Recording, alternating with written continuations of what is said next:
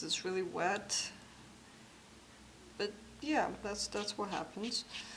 And it's actually a really thin layer of paint, but this is what you have to do when you do watercolors. You just do really thin layers and you let them dry forever. And let's let this dry for a little bit. And we're back. You can see the color or the light has changed because this has been drying for a while and I've been doing something else. I've been drawing. Usually I do watercolors while in between doing other stuff because it takes hours and hours to dry, and I don't even remember what I was drawing here. This is why it's good to make sketches. But anyway, let's go on and make a landscape happen. And now what we've done so far is we have a sort of mild layer of paint, and now we want to add something more to it to maybe indicate like, oh, this is maybe a forest or something. So what I'm doing now is I'm starting out with some yellow here, and we're gonna try and go ahead and make the first shadow for the trees. So add up some blue and just sort of drag it along. And you can see as we drag it, it becomes more and more green. So that's nice. And this is our first shadow. And let's say it's an autumn forest, so we want to add some colors. So maybe we add a little bit of red over here. Maybe something over here. This doesn't seem clean. But just adding kind of a couple of colors here and there and playing with it, mixing it up. I mean, watercolors, they're really not the most precise medium or type of paint you can play with, because I mean it's very liquid, so it can't be controlled that well. So you have to let go a little bit and just have fun with it and do something. Add some more water.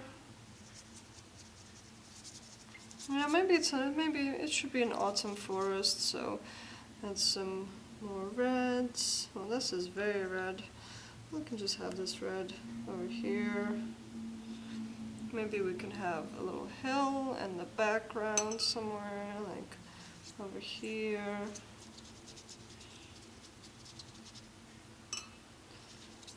And just, I mean, you can pick whatever colors you want. You can pick green.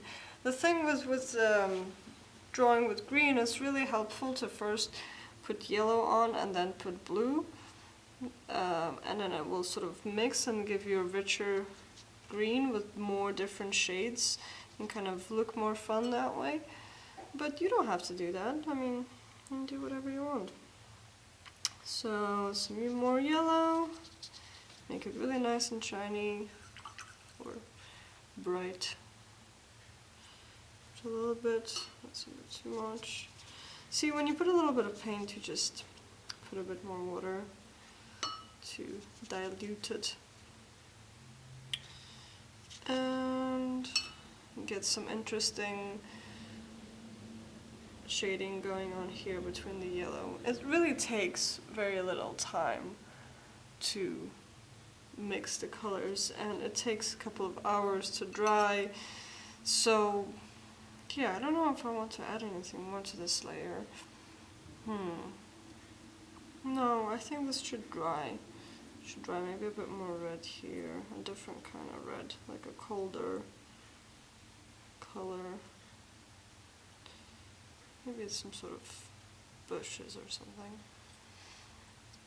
It's really helpful to have a photograph or sit outside and draw after something so you can see exactly how the shadows are. I'm not going to do it now because usually what I end up doing is doing a quick sketch of it and taking a couple of pictures and recreating it in the studio. I'm just drawing this out of my head to show you the basic layering technique that I use, and so you can see how to make these really wildly colorful things happen.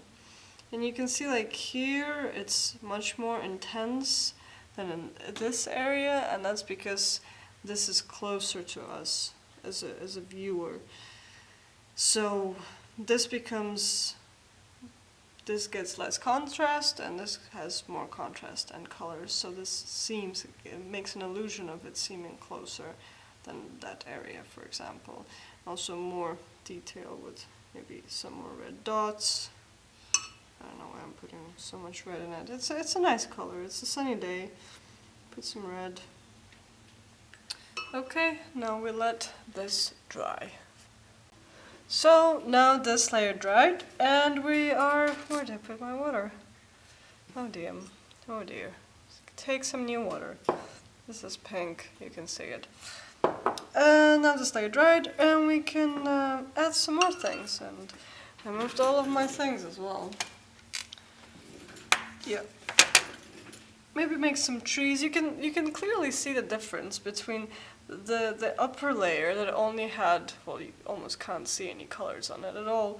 You can see that it only had one layer of paint, and then this layer had two, and the second layer was much more full of color than the first layer. So let's just go ahead and draw some more things.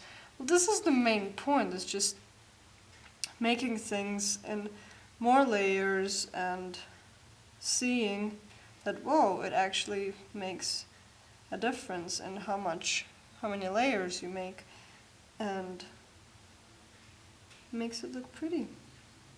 Again, you can use a pencil to outline the things that you want to draw. I just don't like how it looks, but you can do it. I mean, it's just a question of taste and preference. These are some evergreens.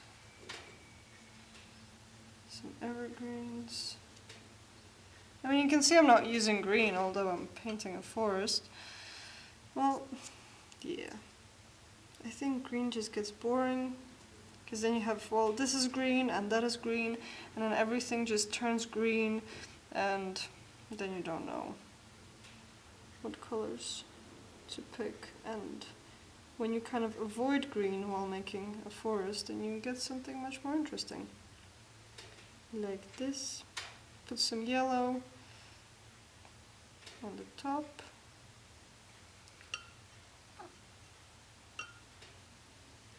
This looks like a giant tree then. Well, oh well. Now we make some shading. Remember, I put some blue in it. Here, and I put some more blue. There's the shade, the shadow of the tree. Some more blue here. You can see I can go over the tape, but it will prevent me from painting on the very edge. What else can we do here? We can maybe we can make something in kind of greenish color. Just use all of the colors, go completely nuts. Make something here. Also keep it pale.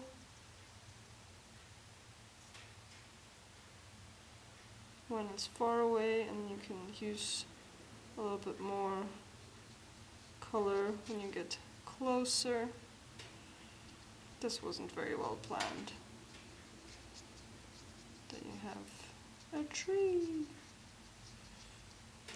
out of nowhere. Maybe a tree over here as well.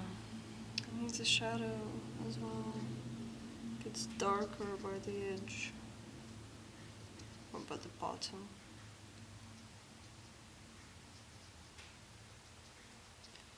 Some shadow.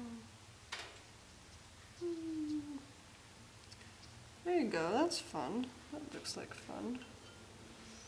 Little funky forest town. We can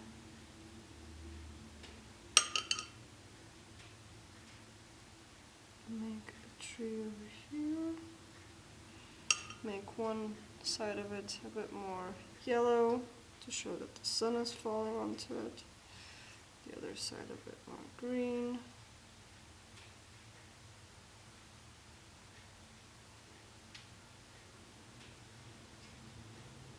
You see, when I go over the area that's been covered with the masking fluid, it just sort of it doesn't get to the paper.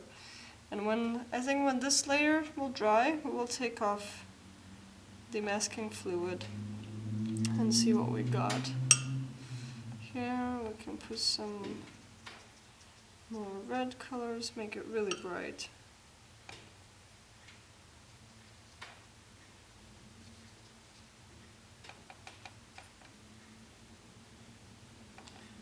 And this is what I just did. I just put some water on it and then put my brush into a lot of paint and then just made a little dot, and then it will dry and have an interesting shade to it.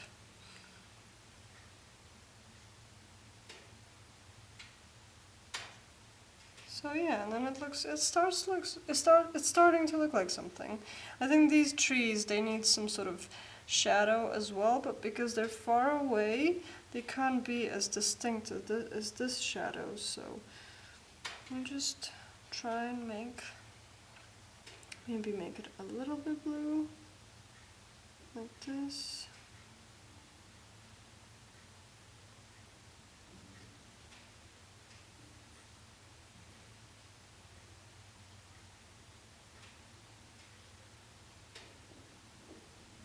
And this tree should have a shadow as well. So, oh.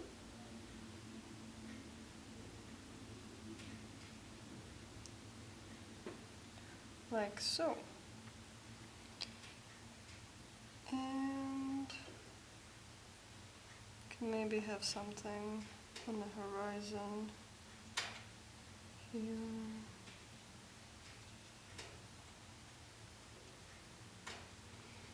Yeah, don't judge the composition, I'm just trying to show you the layers right now.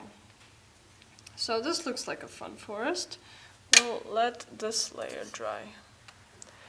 And now we can see that the light has changed again, because now it's the evening and I've literally spent the whole day just waiting for this to dry and doing other stuff. But here's the exciting part, we get to take these things off. So what we've done is made, how many layers do we have? 3, 4, doesn't matter. We made some layers of paint, and now we can start taking the masking fluid off. You can use a eraser to sort of erase it off, or you can just pull on it, and then you can take it off like this. And you can see there's a white line under where the masking fluid was, and that's basically what it does, and it's pretty cool. So yes, we take this off. Sometimes if your paper is really soft, it can kind of stick to the paper and then pull it off. I had that happen to me. Or if it's not dry enough, it can also rip your paper, but usually it should be okay, just taking it off like this. And we can see our trees and start painting those. Like, I can't grab onto this. Oh no, I can. Just grab onto this one. There's a little bit left. Make sure there's no left. Sometimes you have little bits and pieces. Just run your fingers over the paper. And you can see it's totally flat. It's not like wavy anymore because it has dried and it's been taped. So now we get some more water. Now it is yellow. Because I've been painting other things, but it's okay. As long as it's not very dirty, it should be fine to paint with.